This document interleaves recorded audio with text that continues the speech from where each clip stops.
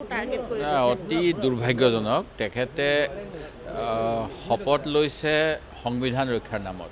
সংবিধানত আৰ্টিকল যিবিলাক দিয়া হৈছে 14, 15, 16 এইবিলাকত কোৱা হৈছে যে কোনো ধৰ্মৰ নামত, ভাষাৰ নামত, জাতিৰ নামত অঞ্চলভিত্তিক বৈষম্য আনিব নোৱাৰে। এই কথাটো তেখেতে ভালকৈয়ে জানে। তাৰ পিছতো তেখেতে এনেকুৱা ধৰণৰ কথাবিলাক কৈ থাকে।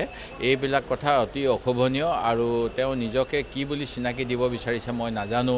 তেখেতে এনেকুৱা সংবিধান বহিৰ্ভূত কথা কৈ থাকে।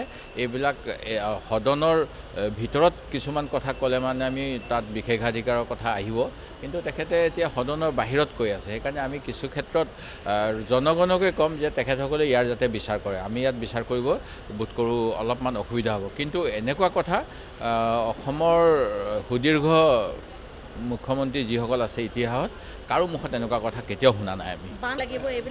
এইবিলাক কথা কৈ তেখেতে উত্তেজনা বৃদ্ধি কৰিব বিচাৰিছে আৰু মূল ইছ্যুৰ পৰা সকলোৰে মন ডাইভাৰ্ট কৰিব বিচাৰিছে। বানপানীৰ ক্ষেত্ৰত আপোনালোকে জানে যে আমি যিখিনি পাবলগীয়া সেইখিনি বান সাহায্য আমাক চৰকাৰে দিয়া নাই। যোৱা বছৰ তেখেতে কৈছিল যে আগষ্ট মাহৰ ভিতৰত পাবলগীয়া ক্ষতিপূৰণ সকলোৱে পাব, কিন্তু বহুত অঞ্চলত এতিয়াও সেই ক্ষতিপূৰণ পোৱাই নাই। প্ৰথম কথা।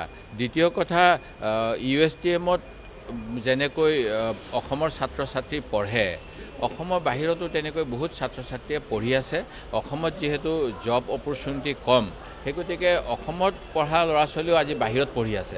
মুখ্যমন্ত্ৰী মহোদয়ে যদি এনেকুৱা কথা কয়, তেতিয়াহ'লে অসমৰ বাহিৰৰ মুখ্যমন্ত্ৰীসকলেও তেনেকুৱা কথা ক'লে অসমৰ যুৱক যুৱতীসকলৰ নিয়োগৰ একেবাৰে সংকুচিত হৈ পৰিব পৰিসৰ। সেই গতিকে মুখ্যমন্ত্ৰীয়ে যিকোনো কথা ক'লে চিন্তা কৰি কোৱা উচিত। মূল ইছ্যুবিলাক তল পেলাই হিন্দু মুছলিমৰ ৰাজনীতি মুখ্যমন্ত্ৰী একেবাৰে মূল ইছ্যু হ'ল অসমৰ নিবনুৱা সমস্যা, যিটো যোৱা সময়ছোৱাত তেখেতসকলে যিবিলাক নিযুক্তি দিছে। তেখেতে কৈছিল 1 লাখ নিযুক্তি দিম চৰকাৰী চাকৰিত, কিন্তু মোৰ হাতত এনেকুৱা তথ্য আছে যে 1 লাখ নিযুক্তিৰ ভিতৰত তেওঁলোকে ৰেগুলেশ্যন 3Fত বিভিন্ন বিভাগত দিছে।